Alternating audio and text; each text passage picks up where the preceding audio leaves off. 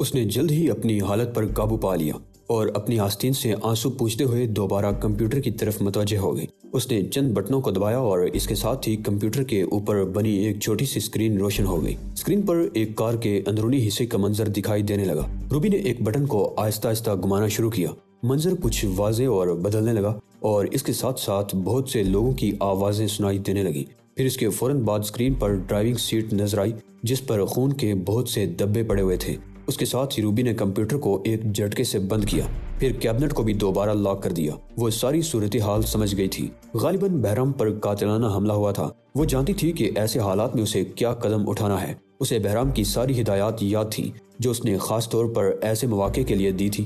وہ تیزی سے بہرام کی میز پر رکھے ٹیلی فون سیٹ کی طرف بڑھی اور ایک نمبر ڈائل کر کے بڑے نپے تلے انداز میں ساری صورتحال بتانے لگی۔ اس وقت اس کے لہجے میں ٹھہراؤ تھا۔ اس کے لہجے کو دیکھ کر کوئی نہیں کہہ سکتا تھا کہ چند لمحے قبل اس کی آنکھوں سے آنسو بہہ رہے تھے۔ اسے اس بات کا علم نہیں تھا کہ وہ کسے فون کر رہی ہے، بس اس نے بہرام کی ہدایات کے بموجب ہی کام کیا تھا۔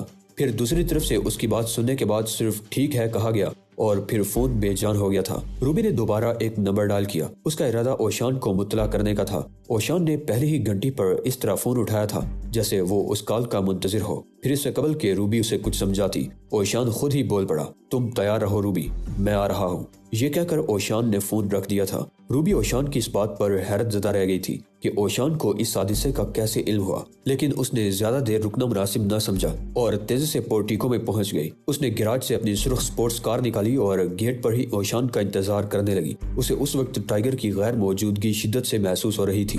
اسے یقین تھا کہ اگر ٹائیگر اس وقت یہاں ہوتا تو اس کی کیفیت بھی اس سے مختلف نہ ہوتی۔ اسے زیادہ دیر انتظار نہیں کرنا پڑا۔ اوشان نے اپنے اپارٹمنٹ سے یہاں پہنچنے میں صرف 5 منٹ لگائے تھے۔ اس نے ٹیکسی ڈرائیور کو کرایہ ادا کیا اور بڑے نپے تلے قدم اٹھاتا ہوا روبی کی کار کی طرف بڑھا۔ روبی نے اسے دیکھتے ہی بغلی نشست کا دروازہ کھول دیا۔ اوشان خاموشی سے کار میں بیٹھ گیا۔ اس وقت اس کے چہرے پر بلا کا سکون تھا۔ اوشان کے بیٹھتے ہی روبی نے کار کو آگے بڑھا دیا اور اپنے پیر کا سارا بوجھ ایکسیلیٹر پر ڈال دیا اور کار کسی گولی کی طرح گیٹ سے نکل کر نیو یارک کی کشادہ سڑک پر دوڑنے لگی تھی۔ فادر، روبی ونڈ سکرین پر نظریں جماتے ہوئے بولی۔ حوصلہ رکھو روبی، اوشان نے اس کا کندھا تھپکتے ہوئے کہا۔ بس یہ بتاؤ ہمیں کہاں جانا ہے؟ واشنگٹن۔ روبی نے حیرت سے اوشان کی طرف دیکھتے ہوئے پوچھا۔ آپ کو کیسے پتا چلا فادر؟ وجدان بیٹے، صرف وجدان، جسے تم نوجوان وہم کہتے ہو۔ اوشان مسکراتے ہوئے بولا، مجھے ایسا محسوس ہوا تھا جیسے بہرام نے مجھے پکارا ہو۔ بس اس پکار کے ساتھ ہی میں تیار ہو گیا تھا کہ تمہارا فون آ گیا۔ بہرام پر نیم بے ہوشی طاری تھی اور چہرے سے نکاہت عیاں تھی۔ وہ اس وقت واشنگٹن کے ایک اعلیٰ اسپتال کے اسپیشل وارڈ میں تھا اور اسے مسلسل خون دیا جا رہا تھا۔ روبی اور اوشان کے اسپتال پہنچنے کے فوراً بعد اسے ہوش آ گیا تھا اور انہیں دیکھ کر اس نے سر ہلا کر تسلی دینے کی کوشش کی تھی، کیونکہ وہ روبی کی آنکھوں میں تیرتا پانی دیکھ چکا تھا جو کسی وقت بھی چھلک سکتا تھا۔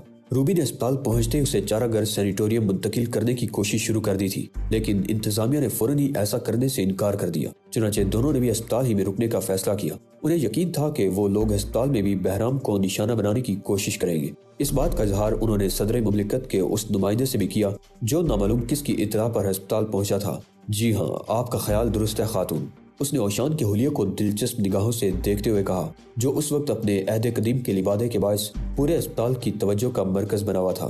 مجھے جناب پریزیڈنٹ کی طرف سے ہدایت ملی ہے کہ ان کے ذاتی دوست ڈاکٹر بہرام کو اسپتال میں کسی قسم کی غزن نہ پہنچنے پائے۔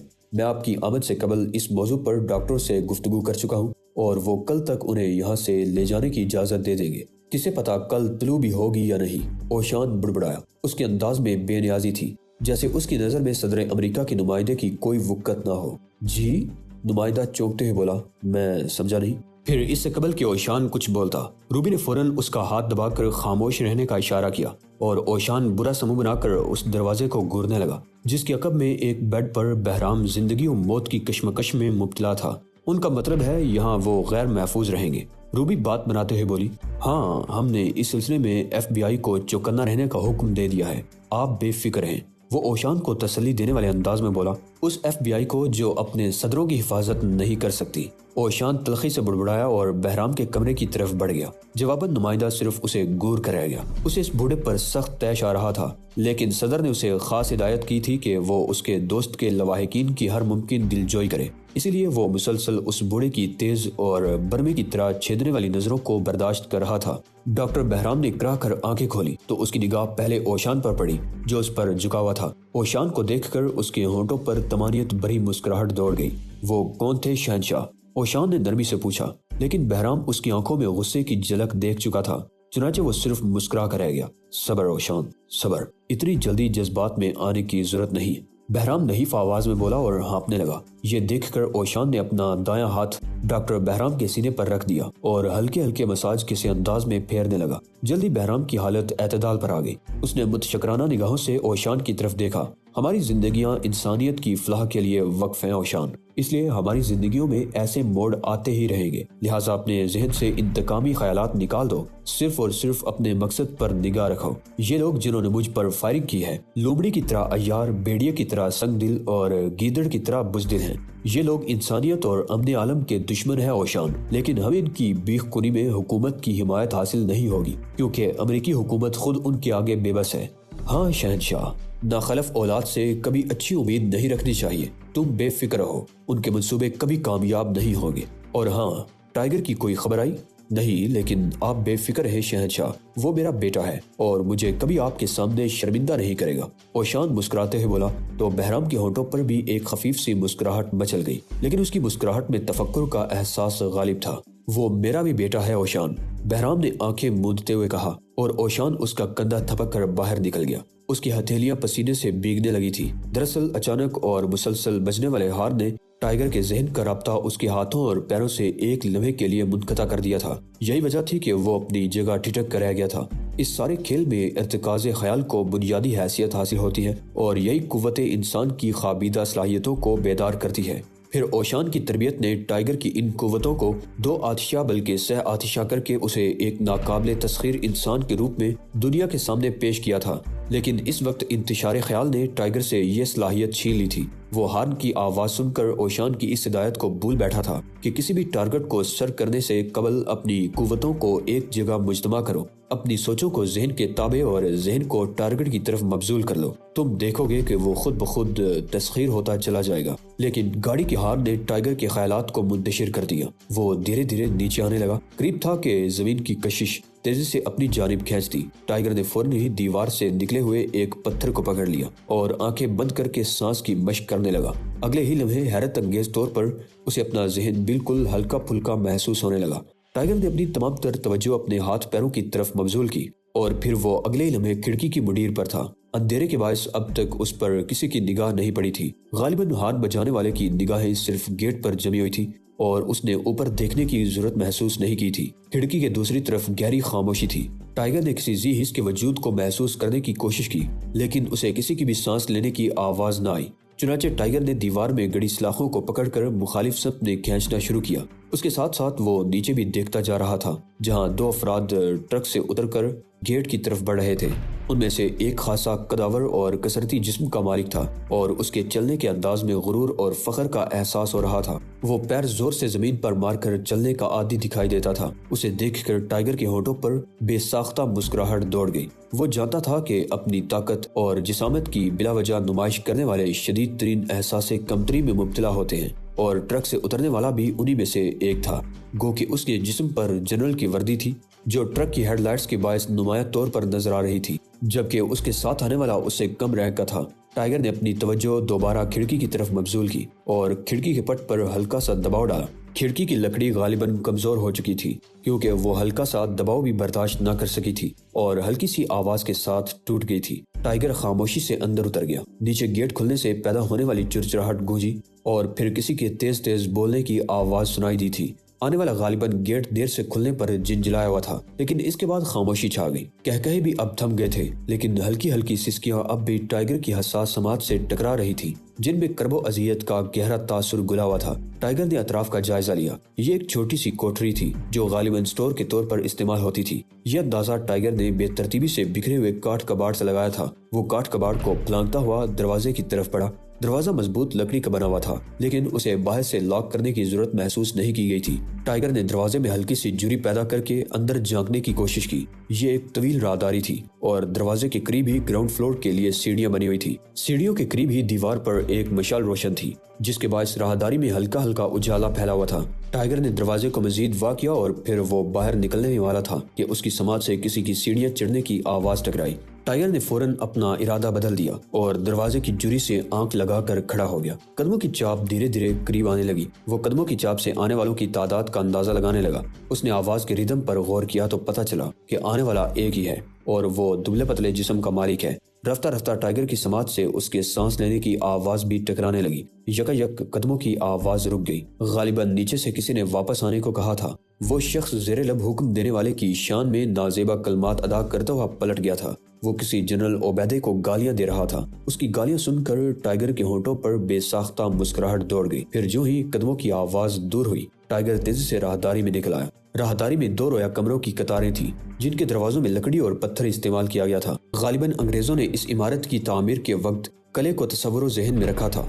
अगर अफ्रीकी इस पर अपने कदीम हथियारों से हमला भी करते तो इस इमारत के मकीन एक अरसे तक यहाँ महफूज रहकर उनका मुकाबला कर सकते थे। टाइगर बेआवाज कदमों से चलता हुआ आगे बढ़ने लगा। वक्फे वक्फे से बुलंद होने वाली सीढ़ियां अब भी इमारत में फैले सन्नाटे को गूंज रही थी। टाइगर एक दरवाजे पर पहुंचकर रुक गया। उसने दरवाजे पर हल्का सा दबाव डाला। दरवाजा बगैर किसी दबाव के खुलता चला गया। अंदर हल्की हल्की सी रोशनी हो रही थी, जिसके बाद कमरे का मंजर धुंधला धुंधला सा लग रहा था। दरवाजा खोलते ही टाइगर के नथनों से शरबते शैतानी की बू टकराई थी। ऐसा महसूस होता था जैसे कमरे के फर्श को शराब से धोया गया हो। टाइगर ने मुतलाशी निगाहों से कमरे का जायजा लिया।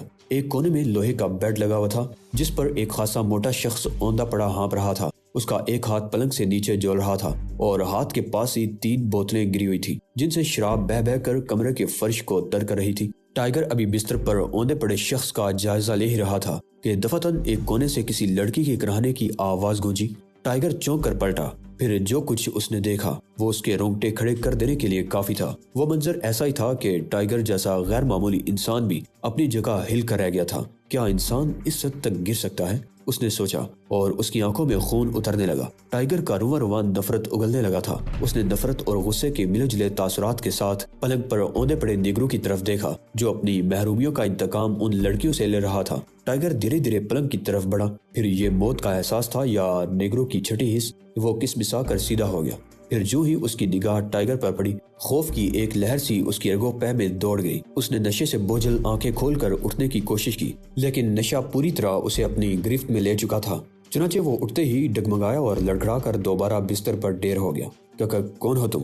उसके हलक से खुरखुराती हुई आवाज निकली। उसने दोनों हाथ बिस्तर पर टेक कर दोबारा उठने की कोशिश की और अपने बारी भरकम जिस्म को कदरे ऊपर उठाने में कामयाब भी हो गया, लेकिन इस असना में टाइगर उसके सर पर पहुंच चुका था। टाइगर ने एक हाथ उसके गरेबान पर डाला और झटके से उसे बिस्तर से नीचे खींच लिया।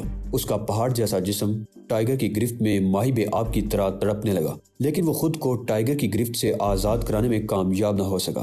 टाइगर उसे घसीटता हुआ दीवार के साथ नस्ब शिकंजों के करीब ले आया और उसके दोनों हाथ शिकंजों में कस दिए। नेगरो फटी फटी आंखों से टाइगर को तक रहा था, लेकिन उसने कोई मुजाहिमत नहीं की थी और खुद को टाइगर के रहमो करम पर छोड़ दिया था। तथा तुम क्या करना चाहते हो? वो खौफ से भराई हुई आवाज में बोला।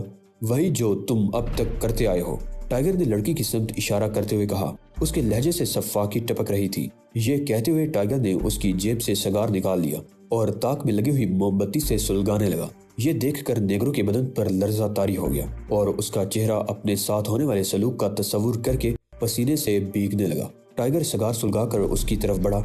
उसकी आंखें नेगरो की आंखों पर जमी हुई थी और होंठों पर मुस्कुराहट सजी हुई थी, जैसे वो नेगरो के चेहरे पर करबो अजियत के साए देखकर लुत्फअंदोज हो रहा हो। नेगरो ने सुलगते हुए सगार को देखा और खौफ से आंखें बंद कर ली।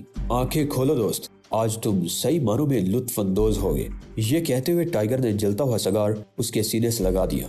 नेगरो ने सख्ती से अपने दांत पर दांत जमाकर चीख रोकने की कोशिश की, लेकिन फिर भी कमरा उसकी दिलखराश कराहों से गूंजने लगा। वो तकलीफ की शिद्दत से बार बार सर झटक रहा था। टाइगर का हाथ दोबारा उठा, लेकिन उसने कुछ सोचते हुए उसका चेहरा दागने का इरादा तर्क कर दिया और जलता हुआ सगार उसकी कमीज में डालकर कोने में आड़ी तिरछी पड़ी लड़की की तरफ बढ़ा जो अब बेहोश हो चुकी थी। उसके जिस्म पर कपड़ों के नाम पर चंद चीथड़े ज्वल रहे थे और चेहरे पर जगह जगह से चर्बी और गोश्त झलक रहा था। टाइगर ने उसके जख्मी जिस्म को उठाकर बिस्तर पर डाला और नेग्रो को देखते हुए, जो अब बार बार अपने जिस्म को झटके देकर सुलगते हुए सगार से छुटकारा पाने की कोशिश कर रहा था, दरवाजे की तरफ बढ़ गया। उसने अगले 5 मिनट में उस इमारत से 12 लड़कियों को बरामद किया। उन सब की हालत मखदूश थी।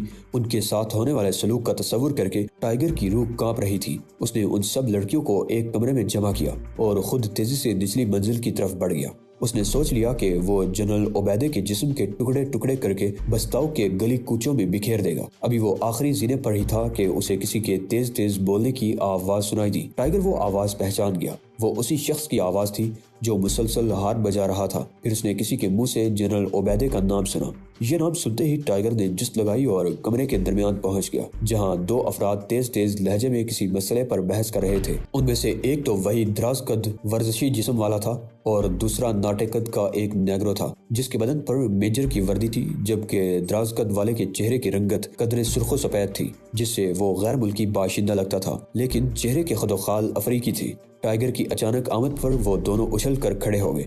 उनके हाथ तेजी से अपने होल्स्टरों की तरफ बढ़े थे। तुम में से ओबैदे कौन है? टाइगर उनके रिवाल्वरों से मरूब हुए बगैर गुर्राया। जल्दी बताओ, मेरे पास वक्त नहीं है। तुम कौन हो? नाटे कद वाला तुर्शी से बोला तो टाइगर ने जवाबन तेजी से लात घुमा दी और अगले ही में नाटे कद वाले मेजर के हाथ से रिवाल्वर छूट गया।